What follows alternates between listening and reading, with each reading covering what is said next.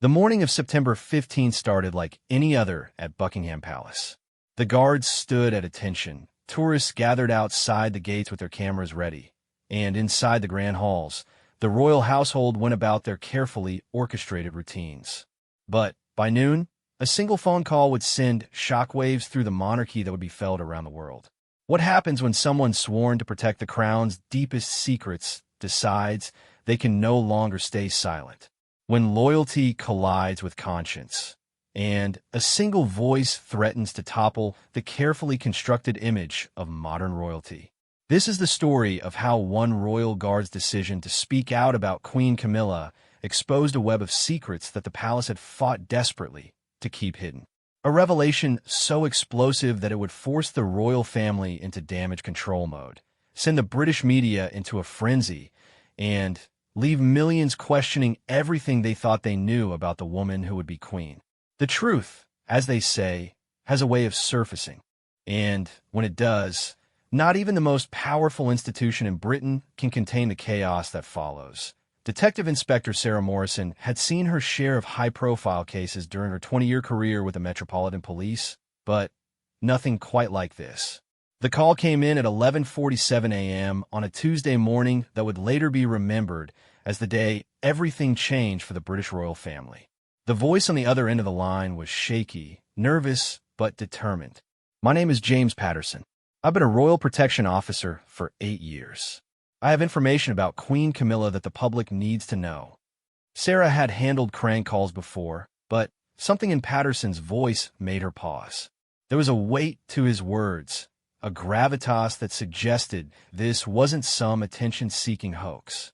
She arranged to meet him at a discreet location in central London, away from the prying eyes of both palace security and the ever-present media. James Patterson was not what Sarah expected. In his mid-30s, with the bearing of a career military man, he had served in Afghanistan before joining the Royal Protection Unit. His record was spotless, his loyalty unquestioned until this moment. As he sat across from her in the small cafe near Victoria Station, his hands trembling slightly as he gripped his coffee cup, Sarah realized she was about to hear something that would change everything. "I've been protecting the royal family for nearly a decade," Patterson began, his voice barely above a whisper. "I've seen things, heard conversations, witnessed behavior that the public would never believe. But what I discovered 3 weeks ago about Queen Camilla crossed a line I can't ignore anymore." The story Patterson told was extraordinary in its implications. According to the Royal Guard, he had been on duty during a private dinner at Clarence House when he overheard a heated conversation between Queen Camilla and her private secretary, Amanda Richardson. The discussion centered around a series of financial transactions that had been carefully hidden from both the palace accounting department and the privy purse. She was furious, Patterson recalled, his eyes distant as he relived the memory. Richardson was trying to calm her down, telling her that everything would blow over, that no one would ever find out. But Camilla kept saying that too much money had gone missing, that questions were starting to be asked. The amounts involved were staggering. According to Patterson, the conversation suggested that over £2 million from various royal charities had been redirected into private accounts over the course of 18 months. The money had supposedly been used to fund a lavish lifestyle that went far beyond what was officially sanctioned, including private jets to undisclosed destinations, expensive jewelry purchases, and payments to individuals whose identities were carefully concealed.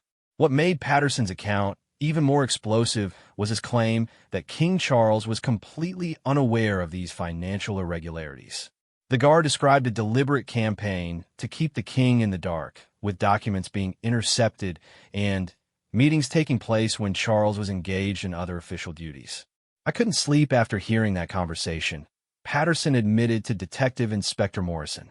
"I joined the protection unit because I believed in serving the crown, in protecting an institution that represents the best of Britain. But how can I protect something that's being corrupted from within?" Sarah Morrison was experienced enough to know that extraordinary claims required extraordinary evidence. She pressed Patterson for details, for anything tangible that could substantiate his allegations. The Guard reached into his jacket and produced a small digital recording device. "I started recording conversations after that night," he said, his voice heavy with the weight of his decision. "I know it violates every protocol, every oath I took when I joined the unit. But I couldn't stand by and do nothing." The recordings Patterson played for Morrison were damning. In clear, unmistakable voices, they captured Queen Camilla discussing the need to clean up the mess and her private secretary outlining plans to restructure the accounting to hide the missing funds. There were references to offshore accounts, coded payments, and a network of intermediaries who had been used to obscure the money trail. But perhaps most shocking was a recording from just 5 days earlier, in which Queen Camilla could be heard threatening to destroy anyone who tries to expose this. The venom in her voice was palpable, a far cry from the carefully composed public persona she presented to the world. As Morrison listened to the recordings, she realized the magnitude of what she was dealing with. This wasn't just a financial scandal. It was a potential constitutional crisis. The monarchy's reputation, already fragile after years of controversies, could not survive revelations of this scale. "Why are you coming forward now?" Morrison asked Patterson. "Why not take this to your superiors within the palace?" Patterson's laugh was bitter. "You think I haven't considered that? The head of palace security is Amanda Richardson's brother-in-law. The private secretary to the king receives regular payments from one of the accounts involved. This corruption goes right to the top of the household staff. There's no one left to trust inside the palace walls." The implications of Patterson's revelations were staggering. If true, they suggested a level of corruption within the royal household that would make the scandals of previous decades look like minor embarrassments. The British public, already skeptical about the monarchy's relevance in the modern world, would be outraged to learn that their donations to royal charities had been diverted for personal use. Morrison knew she had to verify Patterson's claims before proceeding. She arranged for the digital recordings to be analyzed by Scotland Yard's forensic audio unit, while simultaneously beginning a discreet investigation into the financial activities of Queen Camilla's household. What she discovered in the following days would confirm her worst fears. Bank records obtained through carefully worded court orders revealed a pattern of unusual transactions that perfectly matched Patterson's timeline. Money had indeed been moved from royal charity accounts into a complex web of shell companies and offshore holdings. The amounts involved were even larger than Patterson had initially suggested, with the total now approaching £3 million. More disturbing was the discovery that this wasn't a recent development. The financial irregularities appear to stretch back almost to the beginning of Camilla's time as queen consort, suggesting a systematic and long-term strategy rather than isolated incidents of poor judgment. As Morrison delved deeper into the investigation, she began to uncover connections that painted an even more troubling picture. Several of the individuals who had received payments from the diverted charity funds had extensive criminal records, including convictions for fraud and money laundering. Others were connected to foreign nationals whose own financial dealings were under investigation by international law enforcement agencies. The web of corruption seemed to extend far beyond simple financial impropriety. There were suggestions of influence peddling with access to royal events and even private meetings with Queen Camilla apparently being sold to the highest bidders. The monarchy, an institution that prided itself on being above the tawdry world of commercial politics, had been reduced to little more than a premium networking opportunity for those with the right connections and sufficient funds. James Patterson, meanwhile, was struggling with the weight of his decision to come forward. His colleagues in the protection unit had begun to notice his nervous behavior and distracted demeanor. Questions were being asked about his recent absences from duty, and he feared it was only a matter of time before his activities were discovered. "I know what this means for my career," he told Morrison during one of their clandestine meetings. "I'll never work in security again. I'll probably never work for the government again. But I can't live with myself if I stay silent while this continues." The pressure on Patterson was immense. He had received subtle warnings from palace officials about the importance of discretion, thinly veiled threats that his continued employment and pension depended on his absolute loyalty. His wife, unaware of the specific nature of his discoveries, Nevertheless, sensed the stress he was under and begged him to request a transfer to a less demanding assignment. But Patterson was determined to see the investigation through. He continued to provide Morrison with new recordings and documents, each one adding another layer to the growing scandal. The evidence was becoming overwhelming, but Morrison knew that moving against a sitting queen consort would require absolute certainty and unshakable proof. The investigation was complicated by the need for complete secrecy. If word of the inquiry leaked before all evidence was secured, there would be time for documents to be destroyed and witnesses to be silenced. Morrison worked with a small team of trusted officers, all sworn to absolute confidentiality as they slowly built their case. As the evidence mounted, Morrison began to consider the broader implications of what they were uncovering. The scandal would not only destroy Queen Camilla's reputation, but would likely force a major restructuring of the royal household. The king himself, though apparently unaware of his wife's activities, would face questions about his oversight and judgment. The monarchy's future would hang in the balance. The investigation was reaching a critical juncture when Patterson made a discovery that changed everything.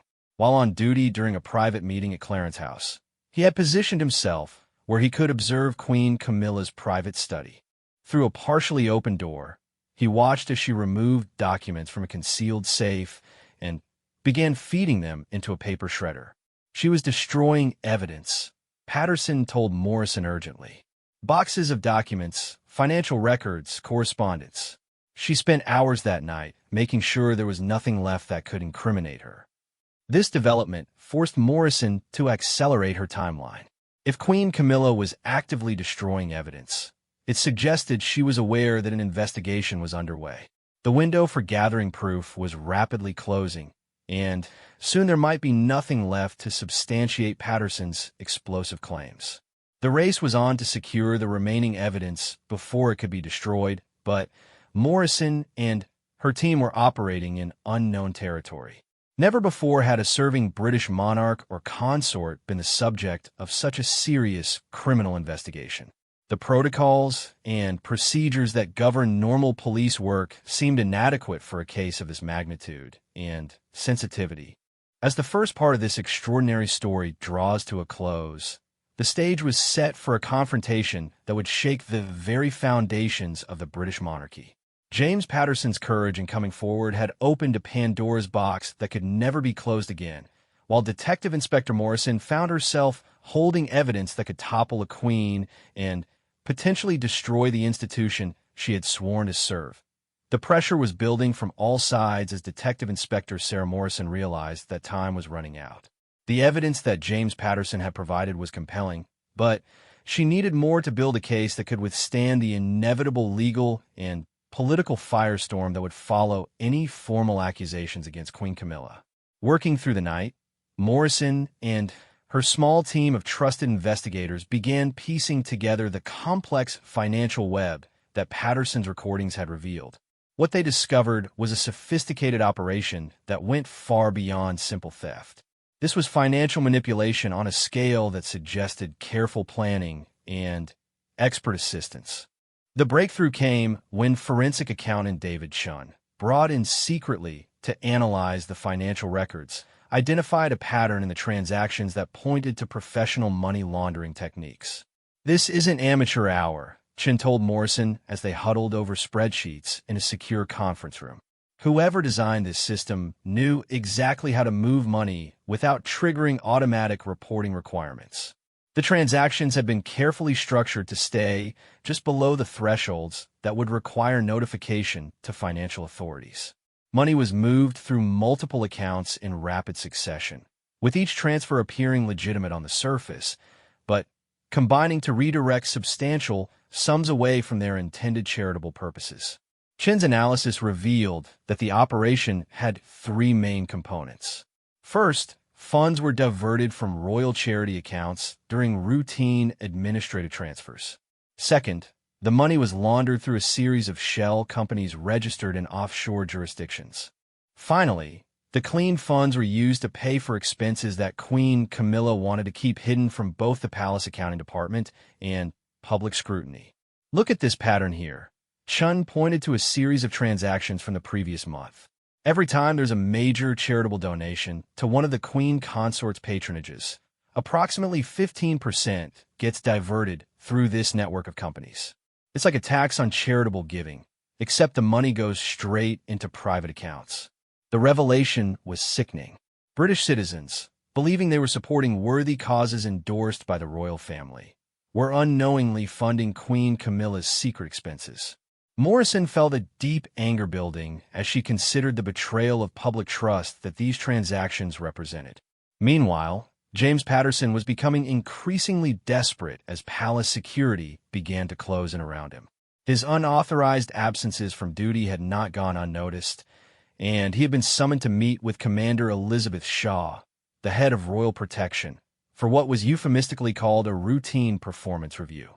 Patterson knew that Shaw was no fool. A former military intelligence officer with 25 years of experience, she had an uncanny ability to detect when her subordinates were hiding something. The meeting was scheduled for the following morning, and Patterson feared it would be his last day as a Royal Protection officer. "I think they're on to me," Patterson told Morrison during an emergency meeting at a safe house in South London. Shaw asked specifically about my activities during off-duty hours. She's never done that before.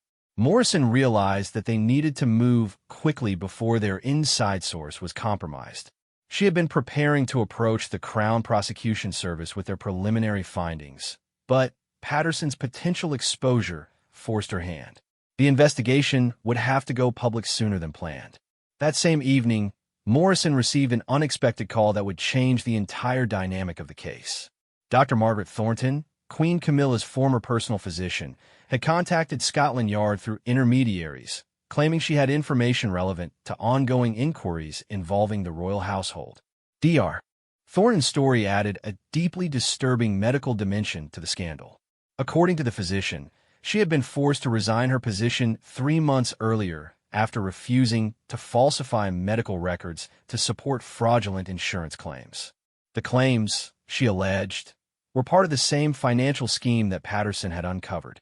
"Queen Camilla asked me to document medical treatments that never happened," Dr. Thornton told Morrison in a secure interview room. "Expensive procedures, specialist consultations, therapeutic treatments. All of it completely fabricated. When I refused, I was told that my services were no longer required." The fake medical claims had been submitted to premium insurance policies that Queen Camilla maintained privately, separate from the standard royal household coverage. The reimbursements from these fraudulent claims were then filtered through the same offshore network that handled the charity diversions. Dr. Thornton's testimony was devastating because it demonstrated deliberate intent to defraud, not merely poor financial oversight.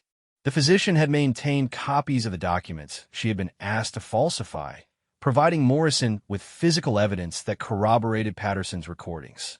But perhaps most damaging was Dr. Thornton's revelation that King Charles had briefly questioned some of his wife's medical expenses during a routine household budget review. According to the physician, Queen Camilla had become furious when her husband requested detailed documentation for the treatments, ultimately convincing him to drop his inquiries by claiming that the questions were hurtful and showed a lack of trust in their marriage. "The king wasn't suspicious," Dr. Thornton explained. "He was just doing his due diligence as head of the household. But she made him feel guilty for even asking, told him that his questions were undermining her health and recovery. It was masterful manipulation. This new evidence painted Queen Camilla as not just a thief, but as someone willing to manipulate her husband's emotions to cover her crimes. The psychological dimension of the fraud was perhaps even more disturbing than the financial aspects. As Morrison compiled Dr. Thornton's testimony with Patterson's recordings and Chin's financial analysis, the scope of the scandal became clear. This was not an isolated incident of poor judgment, but a systematic criminal enterprise that had been operating for years under the protection of royal privilege. The investigation team was working around the clock to verify every detail before making their findings known to senior authorities. They knew they would only get one chance to present their case, and it had to be absolutely bulletproof. The pressure intensified when Patterson reported that palace security had begun conducting random searches of protection officers' personal belongings. His recording equipment had been discovered during one such search, though he had managed to convince his supervisors that the device was for personal use, recording family conversations with elderly relatives. "They're getting suspicious of everyone," Patterson told Morrison. "Shaw has brought in external security consultants to review all protection protocols. I think they know something is wrong, they just don't know what yet." Morrison realized that the palace's own security measures might inadvertently expose their investigation before they were ready. If Patterson was identified as the source of the leaked information, it could compromise the entire case and potentially put him in physical danger. The situation became even more complex when Morrison learned that several senior palace officials had been quietly transferred to new positions over the previous month. Amanda Richardson, Queen Camilla's private secretary who featured prominently in Patterson's recordings, had been reassigned to a ceremonial role with the Palace of Holyrood House in Scotland. Other key figures in the Queen Consort's household had similarly been moved to positions where they would have limited access to financial records. "It's a cover-up in progress," Morrison told her supervisor, Assistant Commissioner Robert Hayes, during a confidential briefing. "They're systematically removing anyone who might have knowledge of the financial irregularities. We need to move fast before all the evidence disappears." Hayes, a veteran officer who had navigated many politically sensitive investigations, understood the magnitude of what they were dealing with. "Are you absolutely certain about this evidence?" he asked Morrison. "Because once we make formal allegations against the Queen Consort, there's no going back. This will be the biggest scandal in the monarchy's modern history." Morrison was certain. The evidence was overwhelming, corroborated by multiple independent sources, and verified through forensic analysis. But she also knew that certainty about evidence was different from certainty about outcomes. The political and constitutional implications of charging a sitting Queen Consort with criminal fraud were unprecedented. The investigation took another dramatic turn when Chun discovered that the financial fraud extended beyond charity diversions and insurance scams. His analysis revealed that Queen Camilla had been receiving substantial payments from foreign nationals seeking access to royal events and audiences with senior members of the royal family. "These aren't donations or legitimate fees," Chun explained to Morrison as they reviewed the latest financial records. "These are clear payments for access. Someone pays £50,000 into one of the shell companies, and 3 days later, they're attending a private dinner at Clarence House." The access selling scheme was perhaps the most serious aspect of the entire scandal because it potentially compromised national security. Some of the individuals who had purchased access to royal events had questionable backgrounds, including business connections to regimes that were hostile to British interests. Foreign intelligence services could have used these purchased access opportunities to gather sensitive information about royal family activities, government officials who attended royal events, and the personal relationships and opinions of senior royals. The implications for national security were staggering. Morrison brought these new findings to the attention of MI5, the domestic intelligence service responsible for protecting national security. Within hours, the investigation had expanded to include counterintelligence experts who began analyzing whether any classified information had been compromised through Queen Camilla's access-selling operation. The involvement of MI5 added another layer of complexity to an already complicated case. Intelligence officers were primarily concerned with national security implications, while Morrison's team remained focused on the criminal fraud aspects. Coordinating between the two priorities required delicate negotiations about evidence, sharing, and prosecution strategies. James Patterson, meanwhile, was struggling to maintain his cover as palace security tightened around all protection officers. He had been subjected to 2 polygraph examinations and extensive background reviews as part of what officials described as routine security updates. He passed both polygraphs by carefully limiting his answers to technical truths, but The stress was taking a severe toll on his mental and physical health. "I don't know how much longer I can keep this up," Patterson confided to Morrison during what might be their final clandestine meeting. "My wife knows something is wrong. My colleagues are watching everything I do. I feel like I'm living in a police state, except the police are the ones I'm supposed to trust." Morrison knew that Patterson's situation was becoming untenable. They needed to either bring him into protective custody or conclude the investigation quickly enough that his continued access to palace security information would no longer be necessary. The decision was made for them when Patterson called Morrison's emergency line at 3 in the morning with urgent news. Queen Camilla had been awakened by a secure phone call and had immediately summoned her remaining loyal staff to Clarence House for what she described as a crisis management meeting.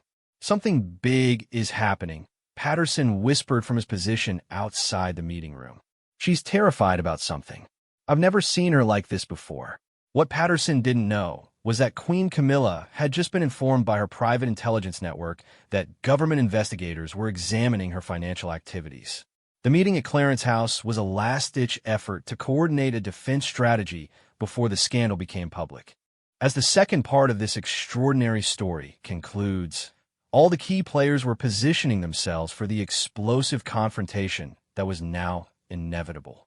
The evidence against Queen Camilla was overwhelming, but her counterattack was about to begin. The battle for the soul of the British monarchy was about to commence in earnest. The early morning emergency meeting at Clarence House had been unlike anything James Patterson had witnessed during his 8 years protecting the royal family. Through the partially open door, he could hear Queen Camilla's voice, usually composed and measured, now sharp with desperation and anger. "Someone is feeding information to the police," she hissed to the small group of advisors who had been summoned before dawn. "I want to know who it is, and I want it stopped immediately." Patterson pressed himself against the wall, using techniques learned during his military service to remain invisible while still maintaining surveillance. What he heard next would provide Detective Inspector Morrison with crucial intelligence about the palace's counterattack strategy. The meeting was being led by Sir Marcus Pemberton, a former MI6 operative who had been quietly retained by Queen Camilla as a private security consultant.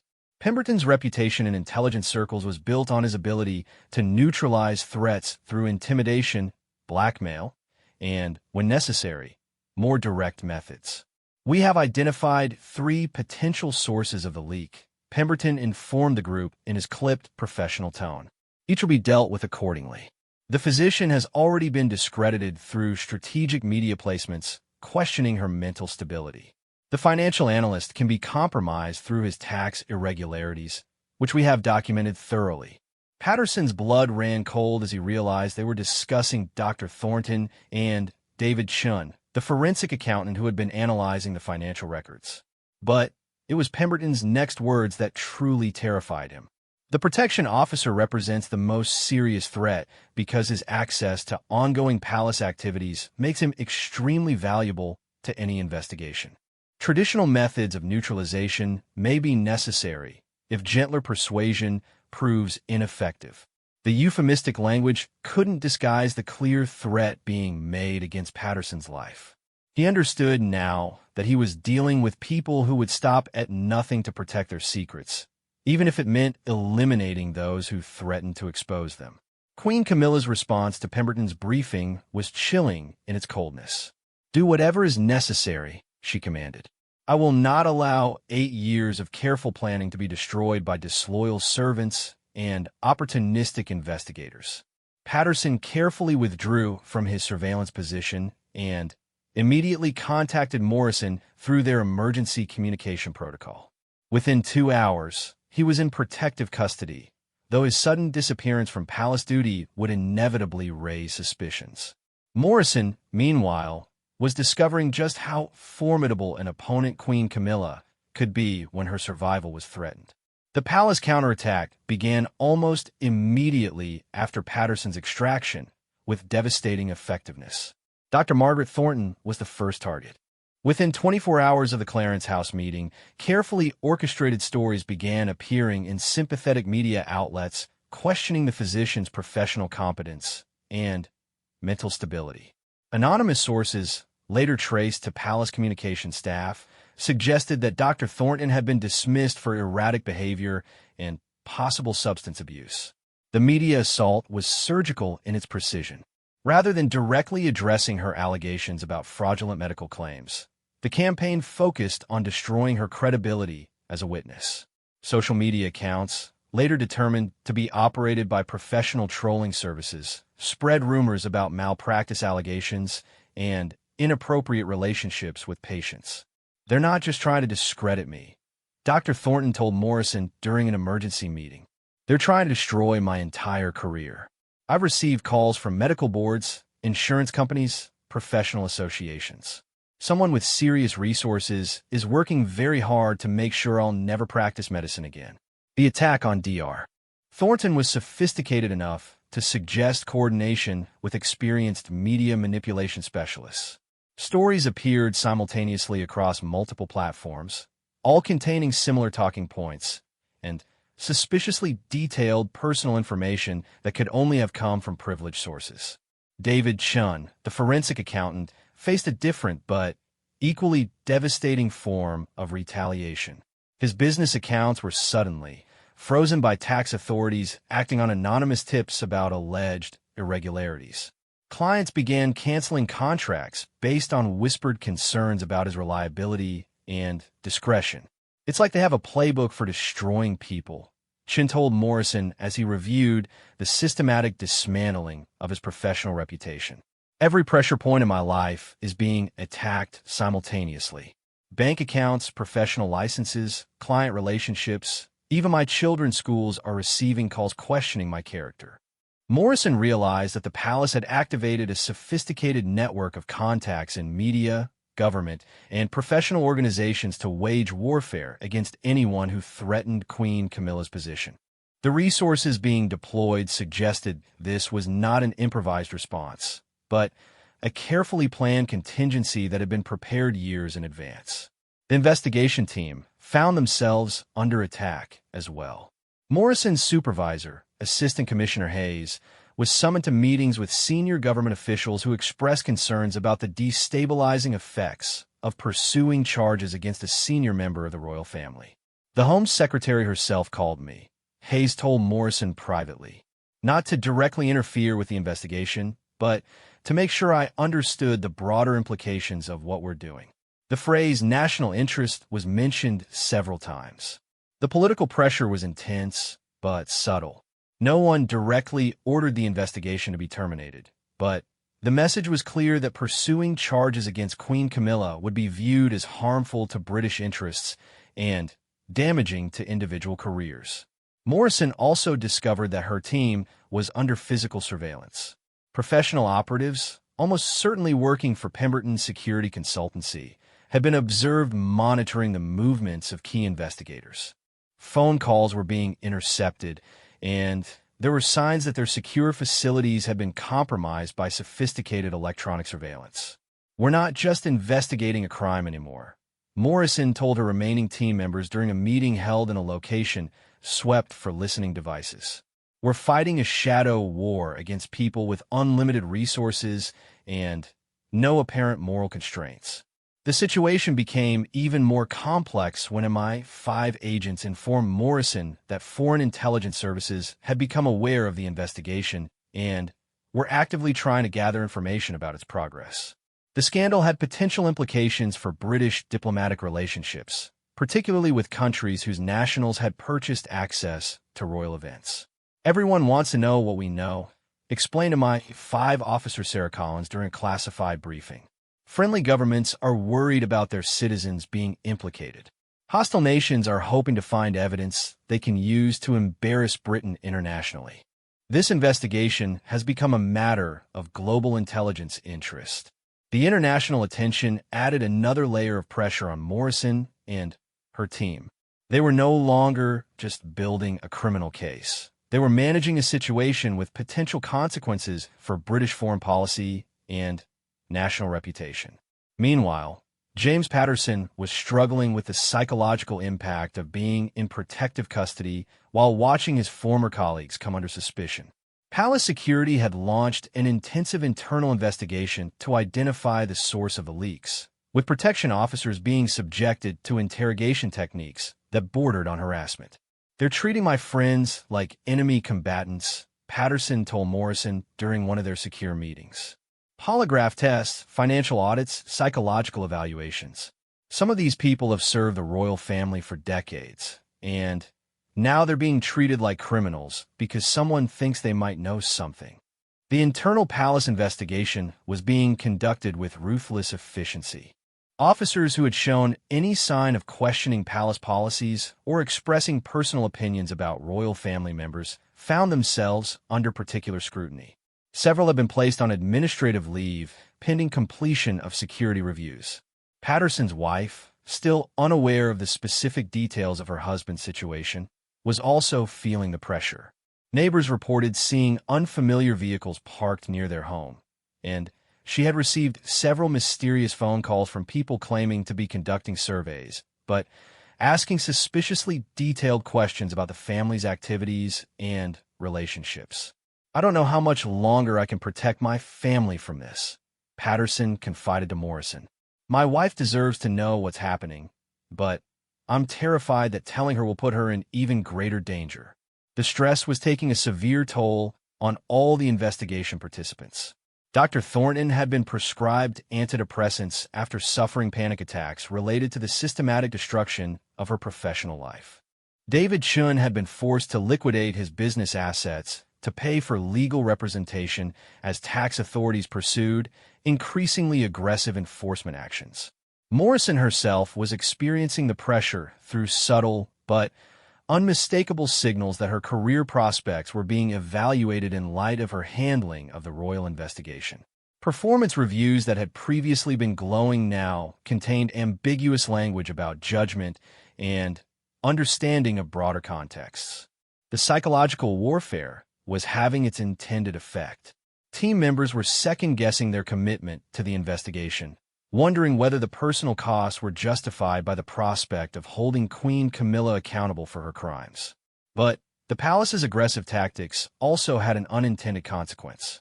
The obvious desperation of the counterattack convinced Morrison that their original evidence was not only accurate, but represented just the surface of a much deeper criminal enterprise. People don't deploy this level of resources to cover up innocent mistakes, Morrison told Hayes during one of their increasingly tense meetings. The fact that they're willing to destroy careers and possibly threaten lives tells me we've uncovered something enormous. The investigation received an unexpected boost when a second royal protection officer, inspired by Patterson's courage, came forward with additional evidence. Sergeant Michael Crawford had been documenting suspicious activities for months, unaware that Patterson was conducting his own investigation. Crawford's evidence focused on a different aspect of Queen Camilla's criminal activities. He had observed regular meetings between the Queen Consort and individuals who were clearly not official palace visitors. These meetings took place in private sections of royal residences, with no official record of the attendees or the purposes of their visits. Some of these people I recognized from intelligence briefings about organized crime figures, Crawford told Morrison in his initial interview. Others had foreign accents and carried diplomatic passports from countries that aren't exactly friendly to British interests. Whatever was being discussed in those meetings, it wasn't official royal business.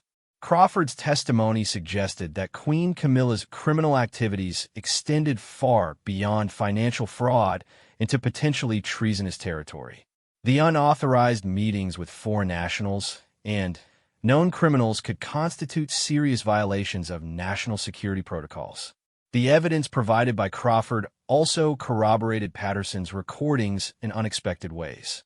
Several of the mysterious visitors had been mentioned in overheard conversations about financial arrangements and favor trading schemes.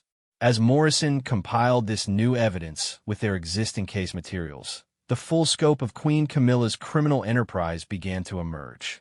This was not just theft and fraud, but a comprehensive corruption of royal privilege for personal gain that potentially compromised British national security. The palace's counterattack intensified when news of Crawford's cooperation reached palace security. Both protection officers were now in serious physical danger, as evidenced by increasingly aggressive surveillance and several attempted break-ins at their safe-house locations. "They're not just trying to discredit us anymore," Crawford observed during a security briefing. "This has escalated to direct physical threats. My car's brake lines were tampered with last week. That's not coincidence." Morrison realized that the investigation had reached a critical juncture. They had overwhelming evidence of serious crimes, but the palace's counterattack was threatening to neutralize their witnesses and compromise their safety. The time had come to move from investigation to prosecution, regardless of the political consequences. The battle lines were now clearly drawn. On one side stood Queen Camilla and her network of security consultants, media manipulators, and political allies, deploying every resource at their disposal to prevent the truth from emerging. On the other side were a small group of investigators and whistleblowers, armed with damning evidence, but facing an opponent with virtually unlimited power and apparent willingness to use it. As the third part of this extraordinary story concludes, the confrontation that would determine the fate of the British monarchy was about to begin in earnest.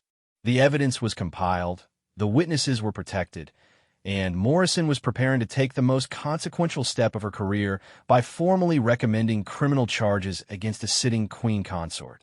The morning of October 12th would be remembered as the day the British monarchy faced its greatest crisis since the abdication of Edward VIII in 1936. Detective Inspector Sarah Morrison stood in the chambers of the Crown Prosecution Service, about to present evidence that would either bring justice to the highest levels of the royal establishment or destroy her career in the process. Sir Geoffrey Hartwell, the Director of Public Prosecutions, had agreed to personally review the case against Queen Camilla, understanding that the decision to prosecute would have consequences far beyond the criminal justice system. Seated around the mahogany conference table were representatives from the Attorney General's office, senior MI5 officials, and constitutional lawyers who specialized in matters involving the royal family. "Before we proceed," Sir Geoffrey announced grimly, "I want everyone in this room to understand the magnitude of what we're discussing. We are considering criminal charges against a sitting queen consort. There is no precedent for this in modern British history." Morrison had prepared for this moment for weeks, organizing the evidence into an irrefutable case that even the most skeptical observers would find compelling. She began with James Patterson's recordings, playing the most damning excerpts in which Queen Camilla could be heard discussing the diversion of charity funds and the need to eliminate anyone who threatened to expose her activities. The voice analysis confirms these recordings are authentic. Morrison explained as the room listened in stunned silence to the Queen consort discussing criminal activities in her own voice. "We have corroborated every conversation with independent evidence and multiple witness testimonies." The financial evidence presented by forensic accountant David Shun was equally devastating. Despite the attempts to destroy his credibility, his analysis remained unshakable. Charts and graphs displayed on the conference room screens showed the systematic diversion of over £4 million from royal charities, the complex money laundering operation that disguised these thefts, and the network of offshore accounts that had been used to hide the proceeds. "This isn't casual embezzlement," Chun explained to the prosecutors. "This is a sophisticated criminal enterprise that required careful planning, professional assistance, and ongoing management over several years. The level of financial sophistication suggests involvement by experienced criminals." Dr. Margaret Thornton's testimony about the fraudulent medical insurance claims added another dimension to the case. Despite the palace's attempts to destroy her reputation, her documentation was meticulous, and her professional credentials remained intact under careful scrutiny. Queen Camilla didn't just steal money, Dr. Thornton told the assembled prosecutors. She corrupted her relationship with her husband, manipulated medical professionals, and violated the trust of insurance companies. This represents a fundamental breach of the ethical standards expected of someone in her position. But perhaps the most shocking evidence came from Sergeant Michael Crawford's documentation of Queen Camilla's unauthorized meetings with foreign nationals and known criminals. Photographs taken surreptitiously during his protection duties showed the Queen Consort in private conversation with individuals who had been flagged by intelligence services as potential security threats. Some of these meetings involved the exchange of briefcases, Crawford testified. I observed Queen Camilla receiving packages from individuals who had no official business with the royal family. These interactions were deliberately hidden from palace security protocols and official scheduling. MI5 officer Sarah Collins provided additional context that elevated the investigation from criminal fraud to potential treason. Intelligence analysis had determined that several of Queen Camilla's mysterious visitors were operatives from foreign intelligence services, including some from countries considered hostile to British interests. The national security implications are profound, Collins explained to the prosecutors. Queen Camilla had access to sensitive government information through her position. Her private meetings with foreign operatives could have compromised state secrets and endangered British intelligence operations worldwide. The evidence was overwhelming, but Sir Geoffrey understood that prosecuting a Queen Consort would create a constitutional crisis unlike anything Britain had experienced in centuries. The legal precedents were unclear, the political ramifications were unpredictable, and the damage to the monarchy's reputation could be irreversible. What we're really deciding here, Sir Geoffrey observed, is whether the rule of law applies equally to everyone, including those at the very pinnacle of our constitutional system. If we don't prosecute based on this evidence, we're essentially creating a separate justice system for the royal family. The decision to proceed with charges was unanimous, but implementation would be extraordinarily complex.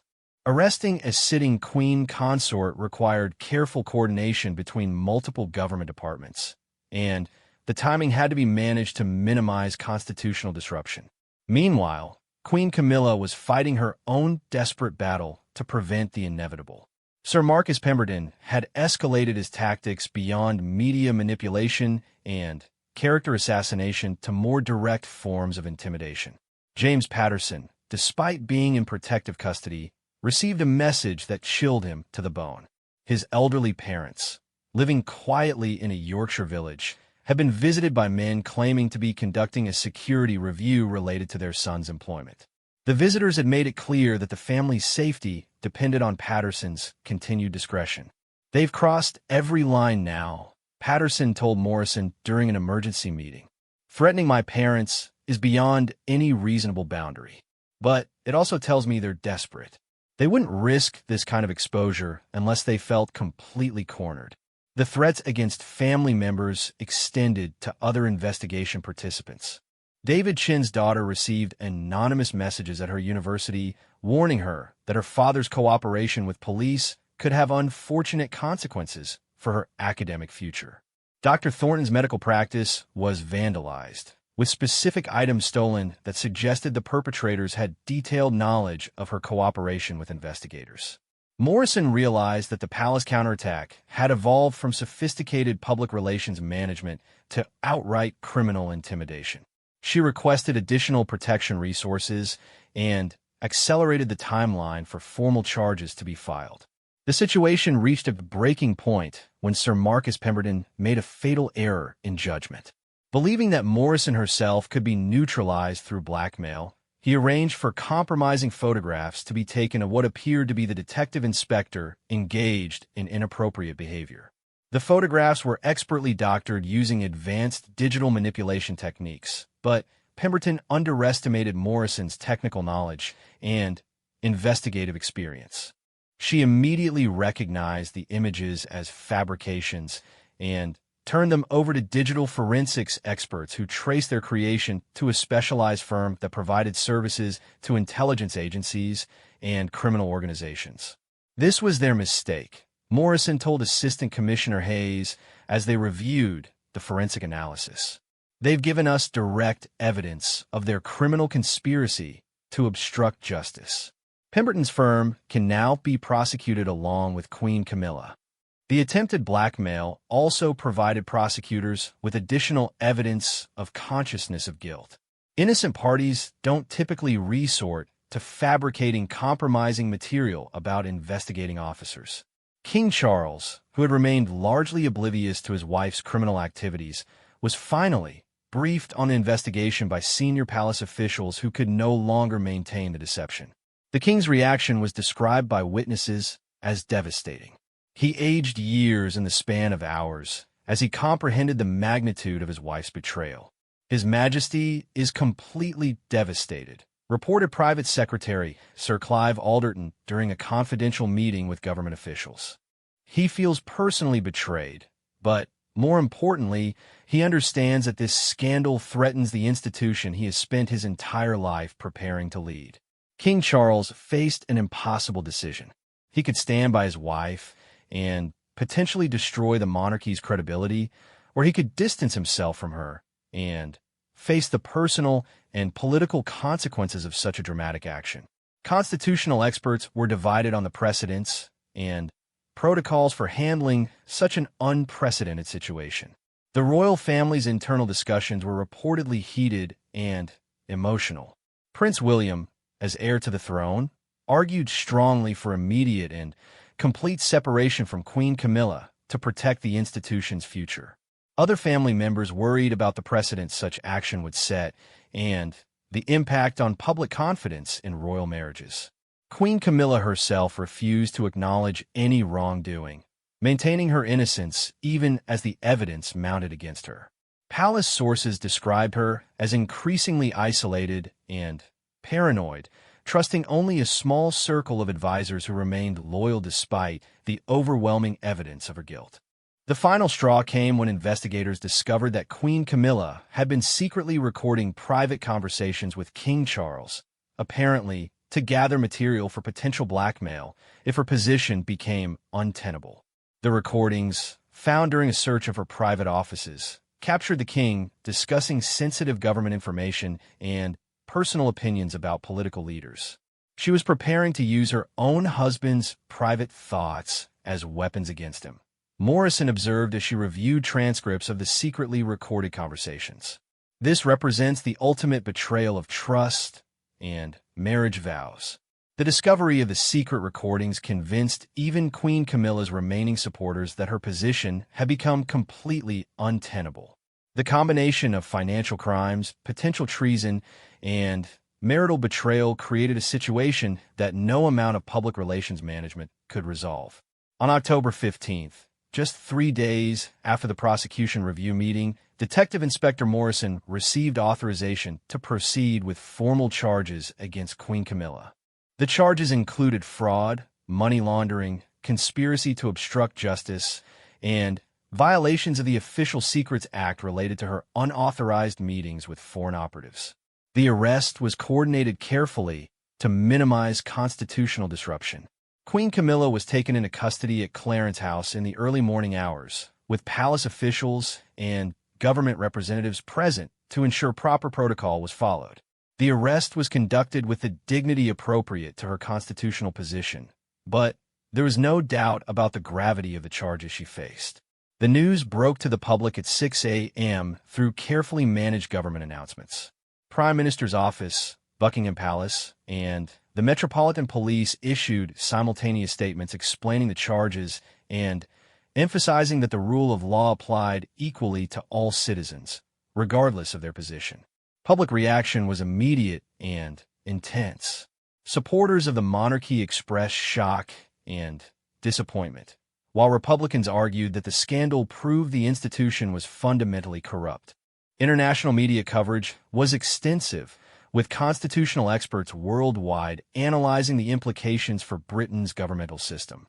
King Charles addressed the nation that evening, speaking with visible emotion about the betrayal he felt and his commitment to supporting the legal process. He announced that Queen Camilla's titles had been suspended pending resolution of the criminal charges, and that he would be reviewing all aspects of royal household operations to prevent similar scandals in the future. The crown must be above reproach, the king declared in his televised address. When that standard is violated, swift and decisive action must be taken to restore public trust.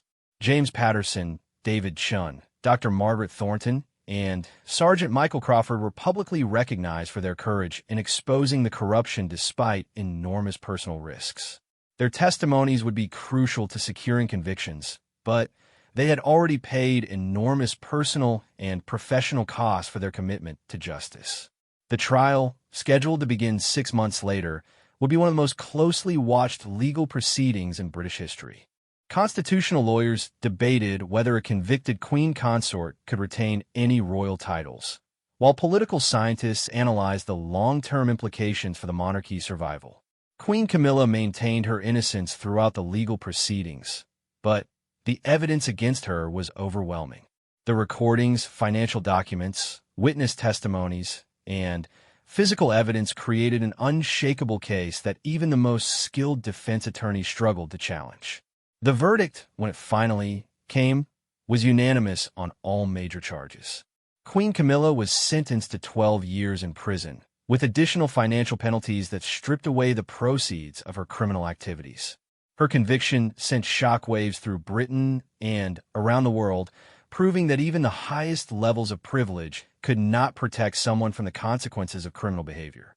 The monarchy survived the scandal, but emerged fundamentally changed. New oversight mechanisms were implemented to prevent similar corruption. Transparency requirements were strengthened, and the royal family's relationship with the British public was forever altered by the knowledge that even queens could be criminals.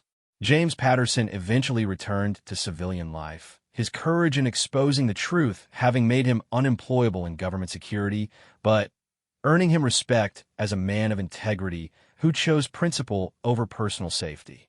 His decision to speak out had literally saved the British monarchy from itself, forcing the institution to confront its own capacity for corruption and emerge stronger through accountability.